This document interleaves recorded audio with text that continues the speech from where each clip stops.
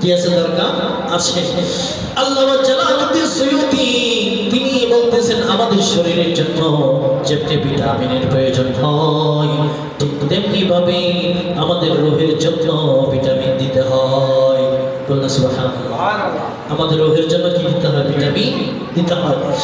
আল্লামা Jalaluddin Suyuti বলেন আমাদের রুহের জন্য ভিটামিন হচ্ছে দৈনিক অন্তত পক্ষে প্রতি নামাজের সময় অন্তত পক্ষে হলে একবার হলো আল্লাহ পাক রব্বুল আলামিনের দরবারে তওবা করা। বলুন সুবহানাল্লাহ। আমাদের রুহের ভিটামিন কি? দৈনিক 5 ওয়াক্ত নামাজ একবার করে হলো কি করা? তওবা করা। আল্লাহ পাক রব্বুল আলামিনের দরবারে কি করতে হবে? তওবা করতে হবে। যদি আল্লাহ পাক রব্বুল আলামিনের দরবারে যদি তওবা যদি করতে পারি তাহলে আমাদের রূহের যে ভিটামিনের ঘাটতি সেই ভিটামিনের ঘাটতি আল্লাহ পাক রব্বুল আলামিন কি করে দিবেন? পূরণ করে দিবেন। বলুন সুবহানাল্লাহ। তো আল্লাহ পাক রব্বুল আলামিন আমাদেরকে সব কিছু জানিয়ে দিচ্ছেন। বলতেছে যাতে এ বি সি ডি যেরকম ভিটামিন রয়েছে ঠিক তেমনি ভাবে রূহের মধ্যে বিভিন্ন ক্যাটাগরির ভিটামিনের প্রয়োজন হয়। বলুন সুবহানাল্লাহ। ঠিক তেমনি ভাবে কি আমাদের শরীরে ভিটামিনের কি প্রয়োজন যেরকম রূহের মধ্যে ঠিক কি ভিটামিনের প্রয়োজন আছে। আল্লামা জালালউদ্দিন সুয়ুতী তিনি বলতেছেন আমাদের শরীরের প্রথম ভিটামিন হচ্ছে দৈনিক অন্তত পক্ষে 5 বার হলো আল্লাহ পাক রব্বুল আলামিনের দরবারে তওবা করা। এরপর আল্লামা জালালউদ্দিন সুয়ুতী তিনি বলতেছেন 2 নাম্বার যে বিষয়টা উম্মতে মুহাম্মাদীদের জন্য মনে রাখতে হবে সেটা হচ্ছে দৈনিক অন্তত পক্ষে আমার রাসূলের যে সুন্নাত অন্তত পক্ষে আমার রাসূলের সুন্নাতগুলো জাগ্রত করতে হবে। বলুন সুবহানাল্লাহ। অন্তত পক্ষে আমার রাসূলের কি করতে হবে? সুন্নাত জাগ্রত করতে হবে। কেমন সুন্নাত? আপনি যদি রাস্তা দিয়ে যখন যাবেন রাস্তা দিয়ে যাওয়ার সময় যদি কারোর সাথে যদি দেখা হয়ে যায় আপনি যদি সালাম দেন সেটাও আমার নবীর সুন্নাত। বলুন সুবহানাল্লাহ। যদি কাউকে সালাম দেন সেটাও কি আমার নবীর সুন্নাত।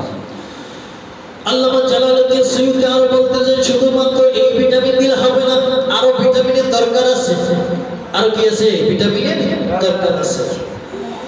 এখন তোমরা তওবা করলাম নবীর সুন্নাত আল্লাহ আরেকটা ভিটামিন তোমাদের সবচেয়ে বেশি প্রয়োজন সেটা হচ্ছে দুনিয়ার জমিনের মধ্যে যদি তোমাদের মা বাবা যদি দুনিয়ার জমিনের মধ্যে যদি থাকে তাদেরকে বেশি বেশি করে খেদমত করবা। তোমরা সুবহানাল্লাহ। বেশি বেশি করে কি করবা? খেদমত করবা।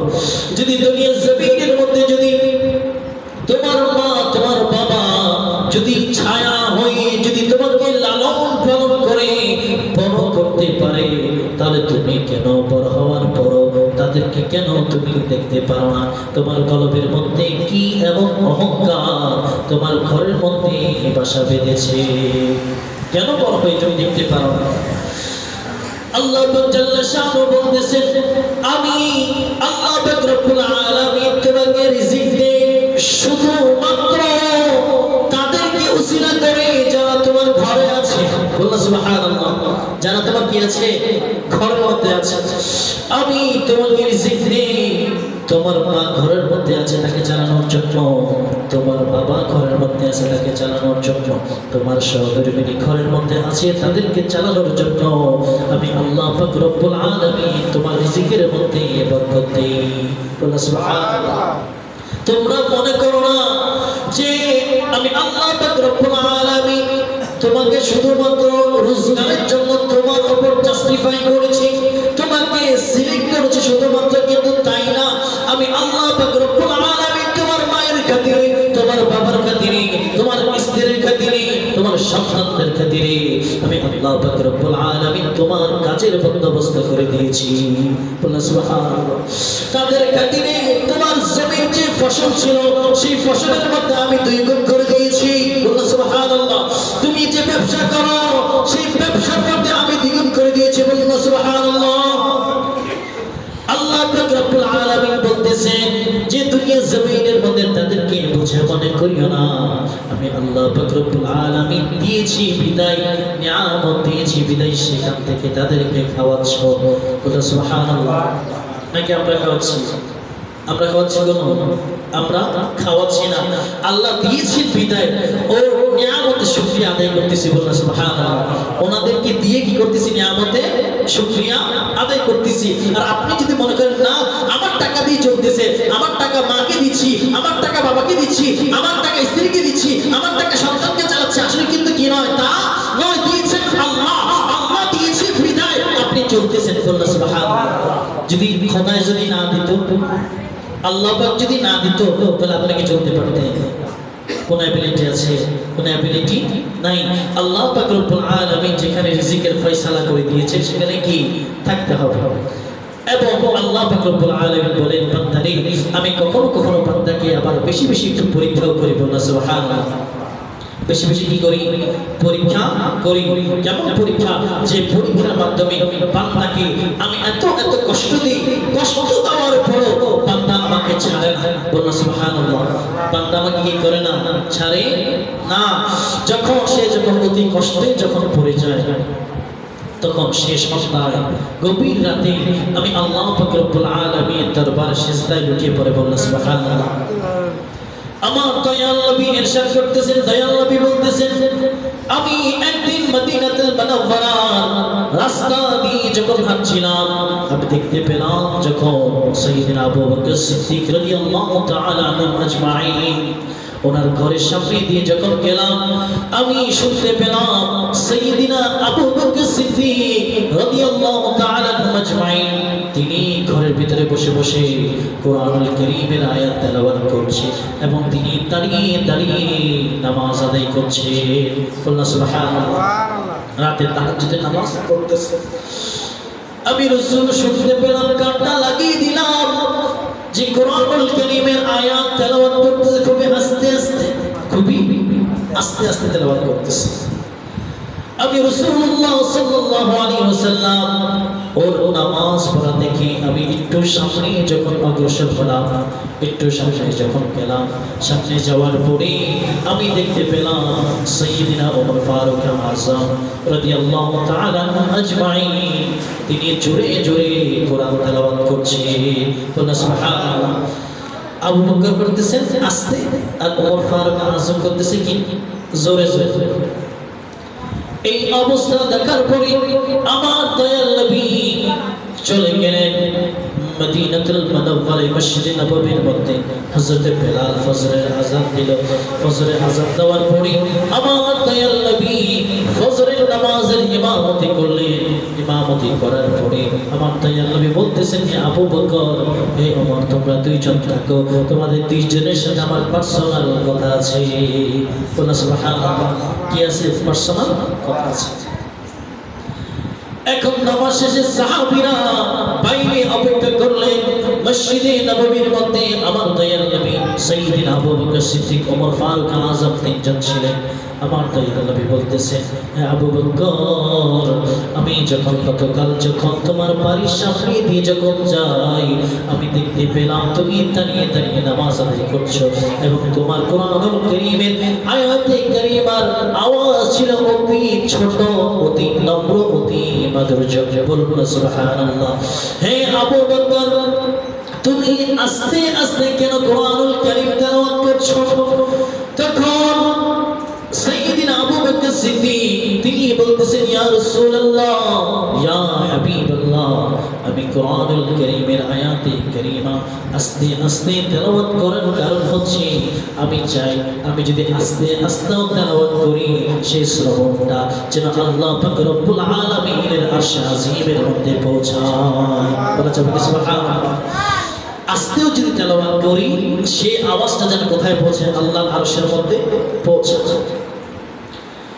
এখন সাইয়্যিদিনা ওমর ফারুক আযমকে জিজ্ঞাসা করতেছেন, হে ওমর ফারুক আযম, তাহলে তুমি কেন জোরে জোরে কোরআনুল কারীমের আয়াতে কারীমা কেন তেলাওয়াত করছিলা?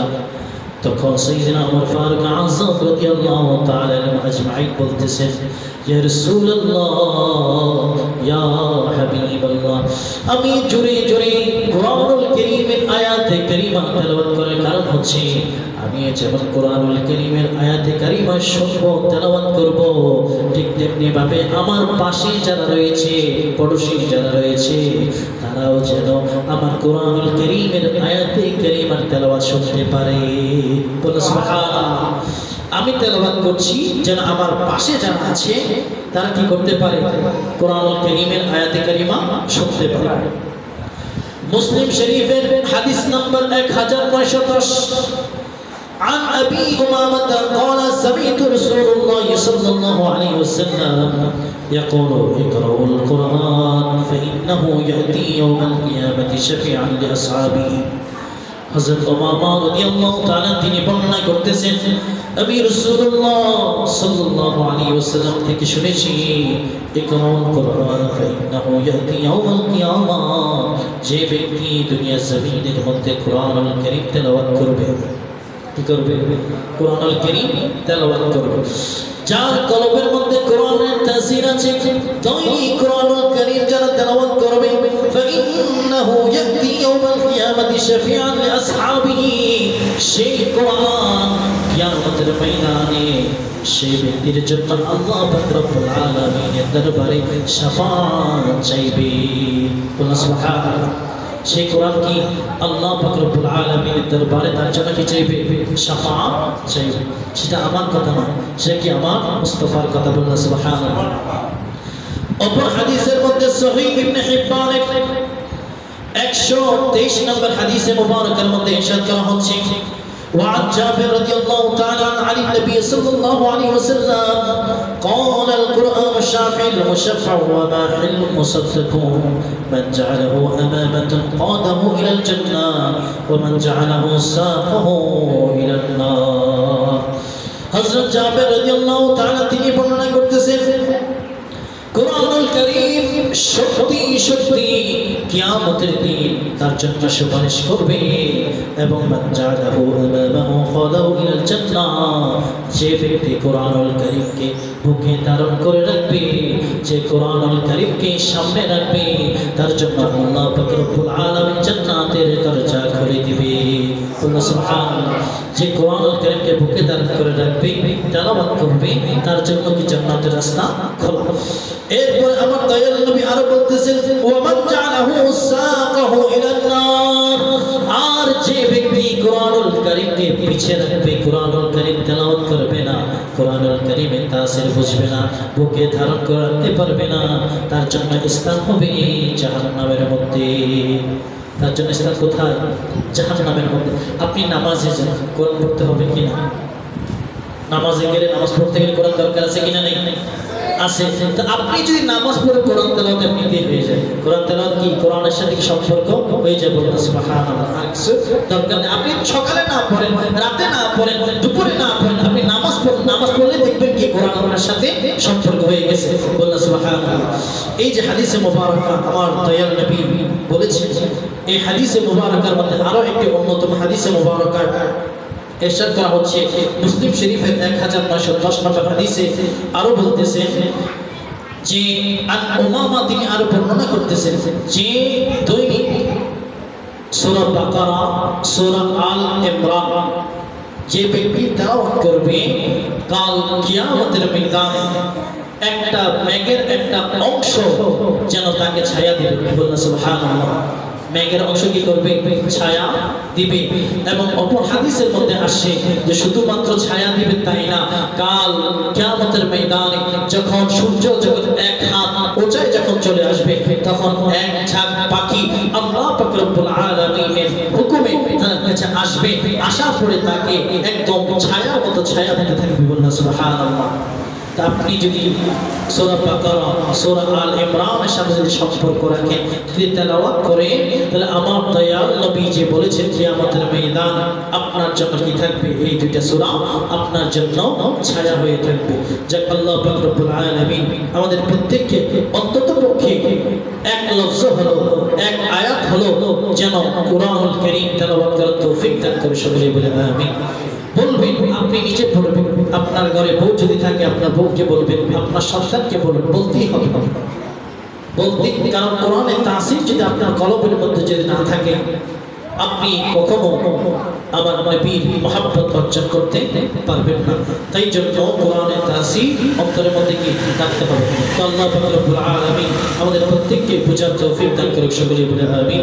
ওয়া আখিরু দাওয়ানা আলহামদুলিল্লাহি রাব্বিল আলামিন। আসসালামু আলাইকুম ওয়া রাহমাতুল্লাহি তাআলা ওয়া বারাকাতুহু। যারা সুন্নাত আদায় করেন সুন্নাত আদায় করুন।